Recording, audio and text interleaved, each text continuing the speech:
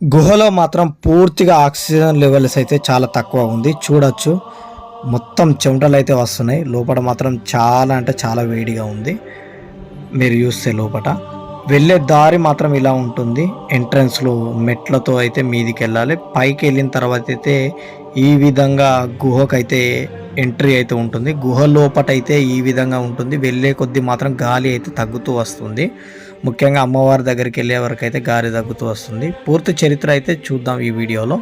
మరియు ఈ ప్రదేశం నుంచి ఇటువైపు చూస్తే మీరు తిరుపతికి అయితే స్వరంగ మార్గం అయితే ఉండేది. మరియు అవతల వైపు ఇటువైపు చూస్తే మీకు బనగనపల్లి మరియు శ్రీశైలానికైతే స్వరంగ మార్గం ఉంది. మరియు ఈ గుహ పైన చూస్తే ఒక అద్భుతమైన విషయం ఏంటంటే ఈ గుహ పైన ఎక్కడ కూడా మీరు టచ్ చేసినా కూడా పసుపు కుంకుమ అనేది వస్తుంది. మరియు చాలా భక్తులైతే వాళ్ళ కోరికలు నెరవేరడానికి కాయిన్స్ అయితే మీద అతికించడం అయితే జరిగింది. మరియు చాలా విశేషాలు ఉన్న ఈ యొక్క గుహ పూర్తి వీడియోలోకి వెళ్ళాక మీకు దీని యొక్క చరిత్ర మరియు విశేషాలను అనేది చూపిస్తాను. ఇంకెందుకు ఆలస్యం, వీడియోలోకి వెళ్దాం పదండి.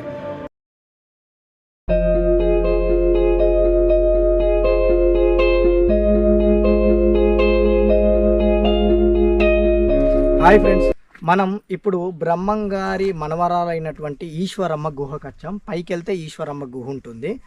అంతకన్నా ముందు నేను బ్రహ్మంగారి గురించి చెప్తా. బ్రహ్మంగారికి 5 కొడుకులు, ఒక కూతురు. ఆ 5 కొడుకులలో ప్రథమ కొడుకున అయినటువంటి గోవిందయ్య గారి కూతురే ఈ ఈశ్వరమ్మ. అంటే మన బ్రహ్మంగారి తపస్సు చేసిన తర్వాత యోగిగా మారింది. తర్వాత ఈ గుహలోనే తపస్సు చేసిన తర్వాత బ్రహ్మంగారి మఠంలో పక్కకే ఈమె కూడా జీవసమాధి అయింది. ఈమె గుహ ఎలా ఉంటుందో పైకి వెళ్ళి చూద్దాం.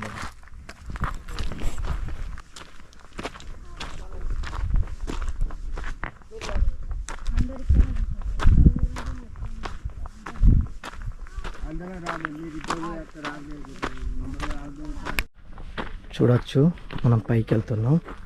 ఈ పైననే ఈశ్వరమ్మ గారి గుహ ఉంది. ఎలా ఉందని చూద్దాం. ఇక్కడ పైకి వెళ్తున్నాం కదా, ఇక్కడ మీకు మెట్లు కనిపిస్తున్నాయి అనుకుంటా. ఇక్కడ నుంచే స్టార్ట్ అవుతుంది గుహ అనేది.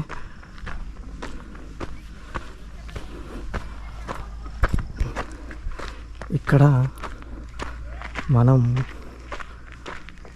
చెప్పులు ఇక్కడ ఇప్పేద్దాం.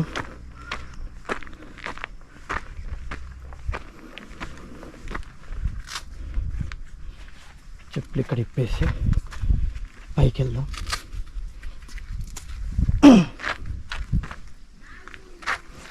ఇప్పుడు చూద్దాం ఎలా ఉందనేది.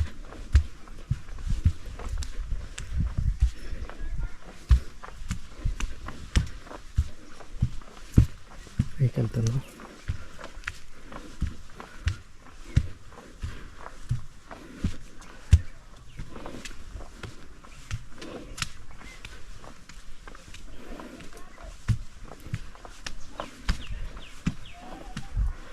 పైన కనిపిస్తుంది చూడండి, అక్కడే ఆమె తపస్సు చేసింది.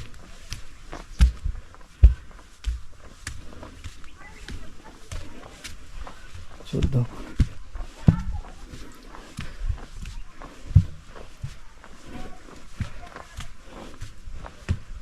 చూడొచ్చు, పైకి వెళ్తున్నాం.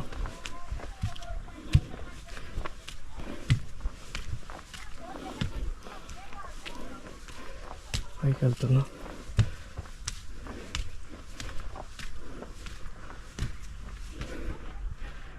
ఇక్కడ చూడొచ్చు ఎలా ఉన్నాం.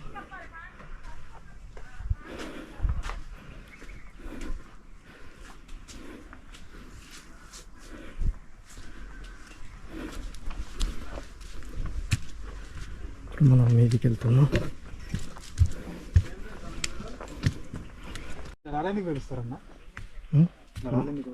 ఆ రాళ్ళు మంచి జరుగుతాయని బెరుతారు, కోరికలు నెరవేరుతాయని. ప్రతి చోట అట్నే ఉంటాయి. అదన్న కట్టు మీద పైకి వెళ్తున్నాం మనం.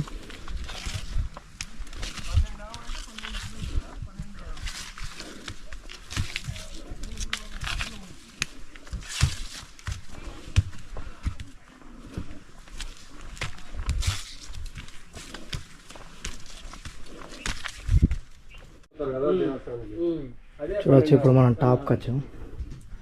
ఇక్కడ చెప్పులు ఇడిచి లోపలికి వెళ్ళాలి.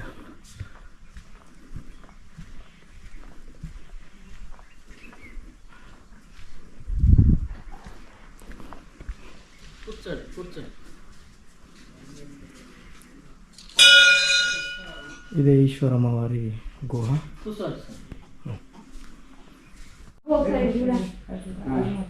ఇప్పుడు మనం ఈశ్వరమ్మ గుహకి వెళ్తున్నాం. చూడవచ్చు.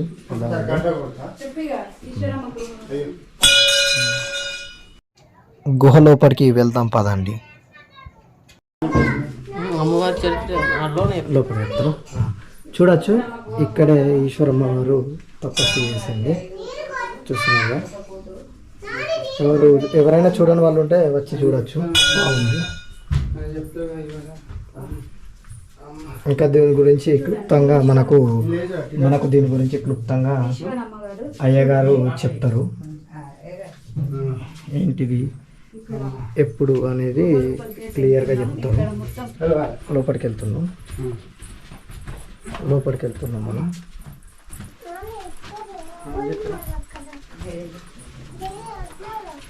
ఇదే ఈశ్వరమ్మ వారి గుహ.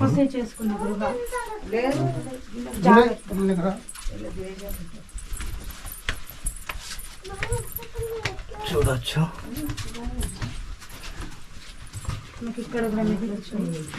మనకి ఎక్కడ కానీ ఇబ్బంది కలగకుండా లైటింగ్ ఫెసిలిటీస్ అయితే పెట్టారు. చూడొచ్చు ఎలా ఉందో.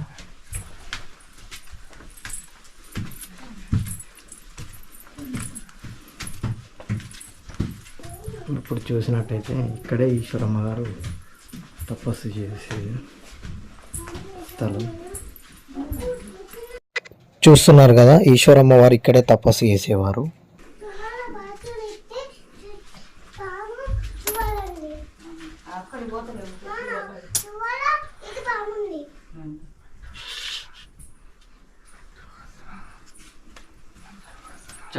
చెప్పండి.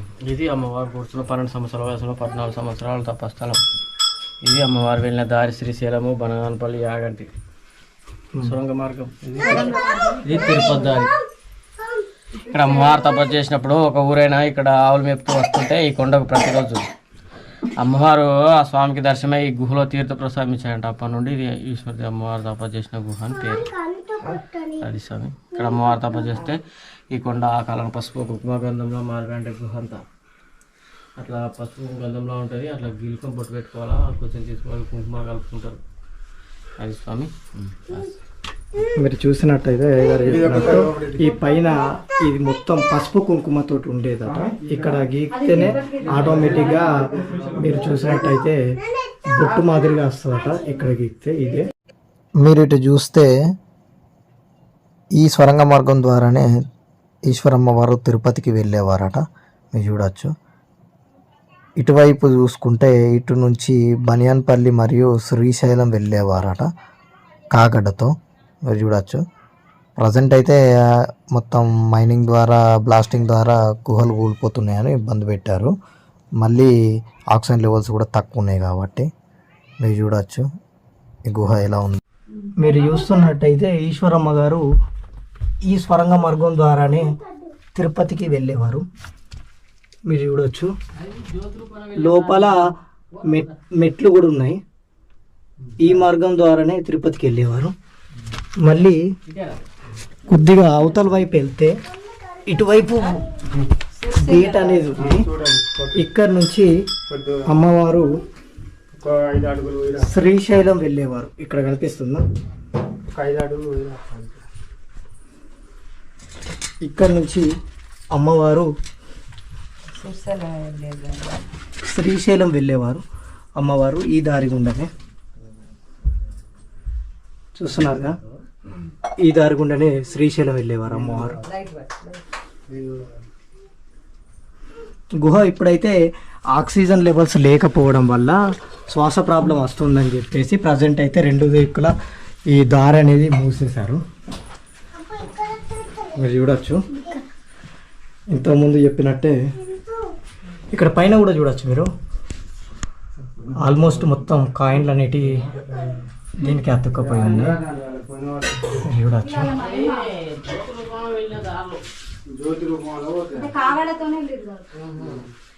అవన్నీ కాగడతోటి జ్యోతి రూపంలో వెళ్ళేవారు అప్పుడు వెనకట. ఇక్కడ చూడచ్చు, ఇక్కడ మొత్తం కాయిన్స్ అతుకుపోయింది. ఇక్కడ చూడచ్చు,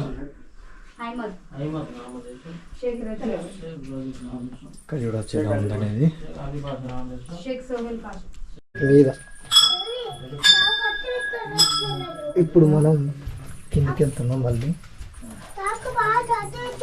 గుహ నుంచి బయటికి వెళ్తున్నాం మనం.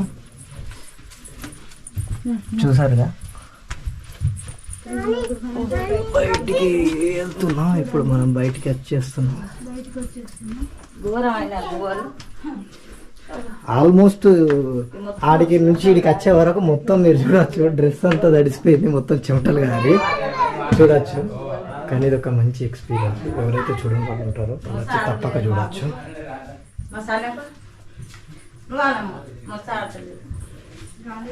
చూడచ్చు, మంచి ఎక్స్పీరియన్స్.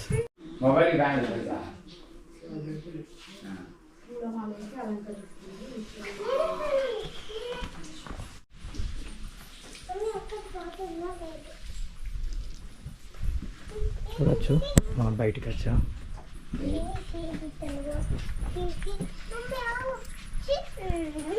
చూడచ్చు, ఆల్మోస్ట్ మొత్తం తడిసిపోయాం. చూడచ్చు, లోపల మాత్రం పూర్తి ఆక్సిజన్ లెవెల్స్ తక్కువ ఉన్నాయి. ఏమి అమ్మవారి దగ్గర చూడచ్చు మీరు. ఇంకెవరైనా చూడని వాళ్ళు ఉంటే చూడచ్చు, మంచి ఎత్తులోనే ఉంది.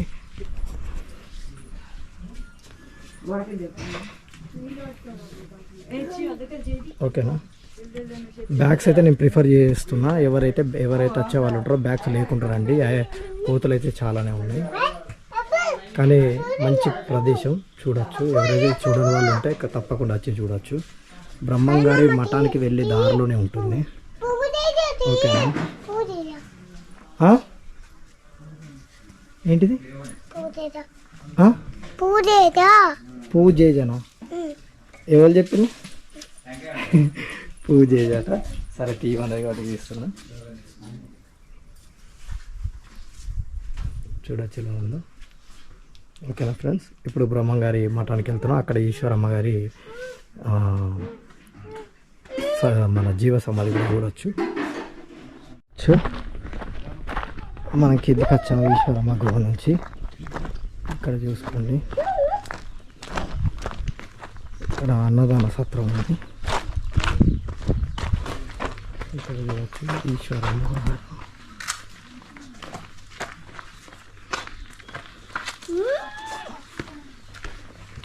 చూస్తున్నారా ఈశ్వరమ్మ గారు.